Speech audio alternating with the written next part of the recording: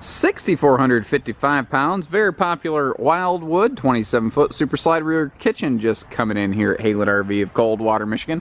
This has been park kept at a local place called Potawatomi Campground, which is an awesome place to go. They're usually on a waiting list if you're ever curious. Give them a call ahead of time.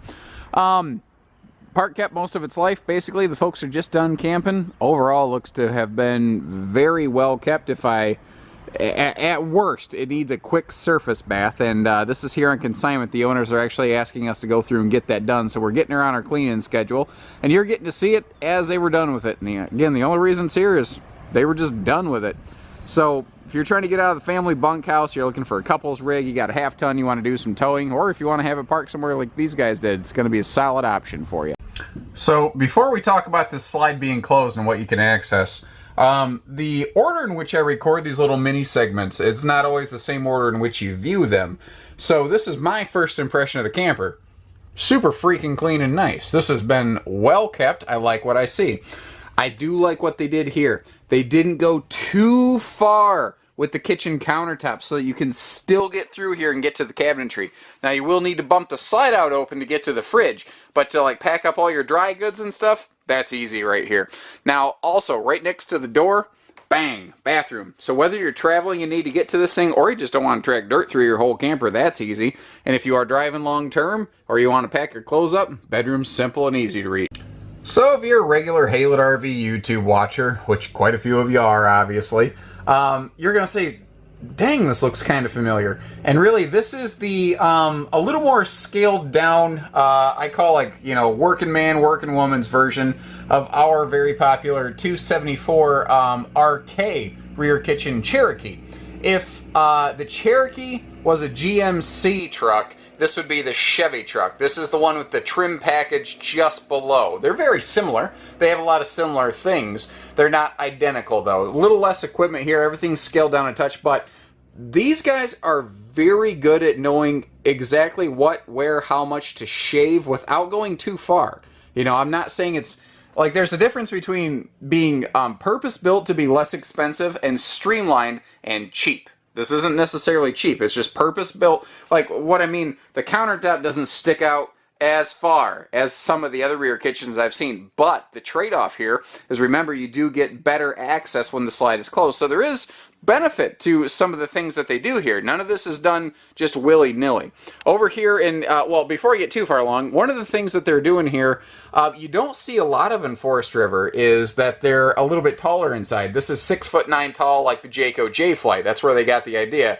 A lot of people said, you know, I like the extra height in the J-Flight, and these guys went, heh, we could do that, no big deal. So there you go. She's 6'9" inside instead of 6.5 tall. Kind of a handy thing. Over here, in our super slide, this is just a simple Jackknife sleeper sofa, but what I like about these is they do include this very easy access, like full drawer that you can pop right out here. And those were a couple of pillows that it looked like, I don't know, nobody ever used. They don't really match the decor though, so I wonder where those came from. And it's a residential style sofa base, not a residential sofa base, obviously. The word style means something important, like home style soup means not made at home. Anyway, so there's storage, well, like little Monopoly box slot storage down there. Now over here in your dining table, the one of the sides of the bench has a drawer that opens up for easy storage. The one on the far side, against the wall of the super slide, it does not have a drawer that opens up. You do take the cushion off to access that, but it does still have storage. Now, this is something that a lot of the Forest River trailers were doing the year this was built, and that is they went to a nicer tabletop right here, an actual wood tabletop, not like a pressed particle board, but like an actual one-piece wood top. It is lighter weight, it's very durable, and I have to believe it was just kind of expensive because I don't see them doing a lot of that anymore. Although thermal foil countertops, like you see over here, have become so popular that I think the biggest thing is a lot of manufacturers use this type of countertop material on the dinette now. So, real quick, before we get too far along, let's take a look at all of the storage here in the kitchen.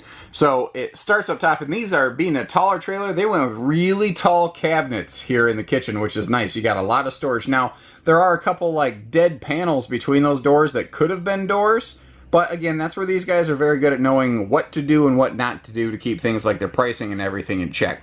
As you look down below that, you see this thing just has, it feels like a freaking acre of countertop prep space. That's one of the things this model does extremely well, is tons and tons of prep area. Now, being a stick-built trailer, constructed, not laminated, that means that you can put outlets against the sidewalls here that you can't easily do on a lot of laminated campers. Now, normally, this would not be open. This is the air intake for the furnace. Evidently, the previous owners wanted to squeeze every ounce of juice out of this thing that they possibly could, and they actually took the grate off of this, and they used that for storage, because you can see the furnace down in there behind it. So, there's really nothing wrong with doing that. Just be intelligent about your storage to make sure nothing shifts and bashes into your furnace. Again, with this being part kept, the people who own this camper, they straight didn't care about that, because no cargo shifted if you don't move, you know. Spinning ourselves around here, one of the things I've always said, I prefer a rear kitchen over a rear living room personally. Rear living rooms are popular because you get these nice 2 rocking chairs and you get this big window. Well, a rear kitchen gets the same thing, except that window looks at your campsite and not the neighbor's. Plus, you get way more countertop and cabinet space in the rear kitchen than a similar sized rear living room. The air conditioner, the heating, they're both centralized. Air through the ceiling, heat through the floor. Pretty common. You can see the original electronics and everything are still here. The folks that own this, they weren't scavengers. They just were done camping. You know, I like it when I see things left behind from the previous owners that could have easily been removed, because it tells me that they were the type of folks who had a place for everything and recognize the importance of that.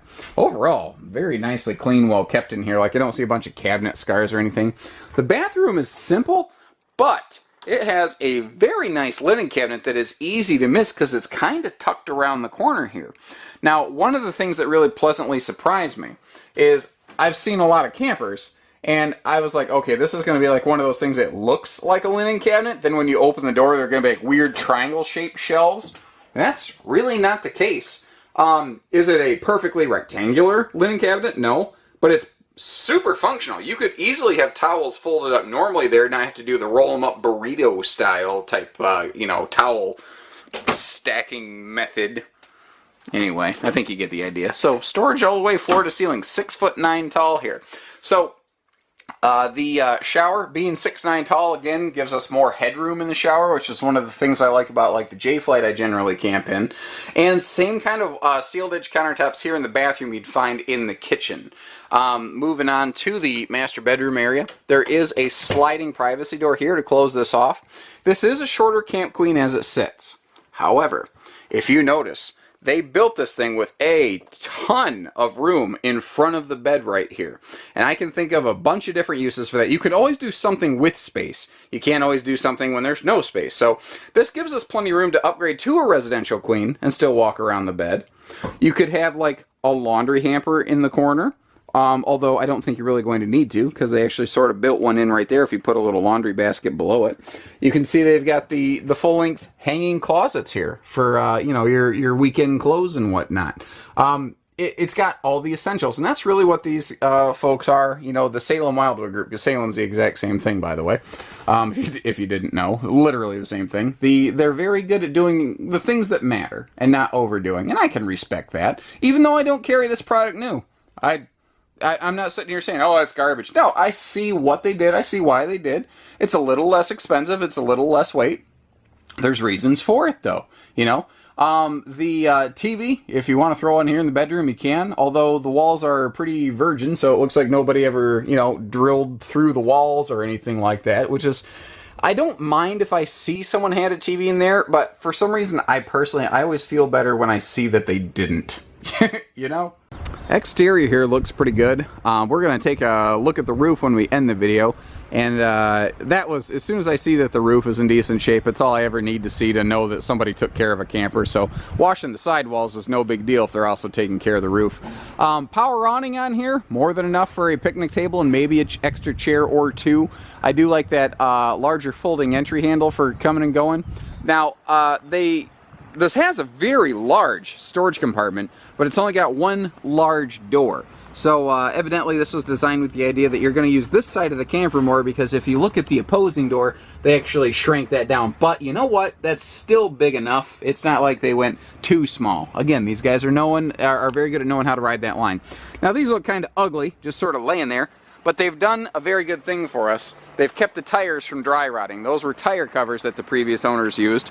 And it's kind of funny because you can actually see, if you look at the tire, you can see how it's got a little bit of brown right there, but the rest of it's super clean. That's because that's the only part of the tire that, you know, ever had ground contact for most of its life, basically. This thing didn't move. It was just parked, and there it sat until the owners decided, we're done camping, bring it to Haylets and let them sell it for us. And that's what we do all the time. Now, don't let the fact that we're selling this on consignment confuse you whatsoever. We can sell this exactly like we sell any of our own campers. So whether you need hitching, pieces, parts, trades, financing, truck and trailer package deals, and everything in between, we do it all here at Haylet RV. Doesn't matter if this is a camper on consignment or one that we own. Everything is given the exact same attention and benefit.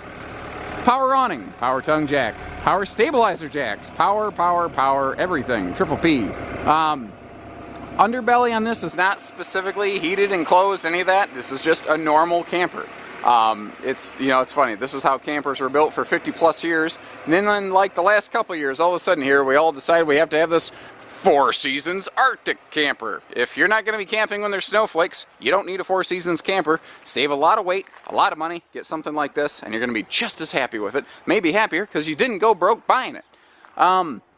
Overall, the exterior is pretty simple, pretty clean, pretty effective. The worst I can really say is that it needs a quick hose bath. Preventative item over here. I just noticed that the furnace exhaust on this side has the mud dauber little screens built onto it. Here's an interesting little conversation I had with someone recently. I understand why. At a glance, you're like, I don't like it when the furnace exhaust is on this side of the camper. And I understand that because you don't want something hot next to your picnic table. But generally speaking, chances are, if it is cold enough that you have to really, really hard run that furnace, you're probably not chilling outside by the picnic table anyway. There's going to be a little bit of a spring and fall exchange, but nothing major. So I don't think it's quite the major concern a lot of folks may originally think it is. And other than Mr. Spider, who... This dude must have been hanging on for dear life to get here. Other than that, the tires look really good. But again, keeping them protected from the sun with the tire covers that we saw in the front compartment there, that goes a long, long way. One more quick glance at it to make sure I didn't miss anything before we go upstairs. And ladies and gentlemen, I think we're good. One of the things I like to do whenever I can is take a peek at the roof of these things. And what I see is very good and positive. Now, the original factory seal on this has more of like a beige color. And then you see a couple little spots here and there, like on that skylight, you can see a couple white spots right there. That is proactive maintenance and resealing, and that's exactly how you're supposed to do it, guys. That indicates to me that they got up on the roof, they took the time to eyeball it to make sure all their seals were in good shape. If anything started to dry out, you put a little spot bead on it like they did around that skylight. If it gets a little further, that's when you do a peel and reseal as required. So these folks were on top of their maintenance and their upkeep. I like what I see here. Overall, I think someone's gonna, whether you're like getting out of the family bunkhouse and you're looking for a couples camper, you're looking for that half-ton towability or whatever, you're gonna be happy with this thing. Give us a call, 800-256-5196, Haylet RV of Coldwater, Michigan. Take care, stay safe, have fun, and happy camping, everyone.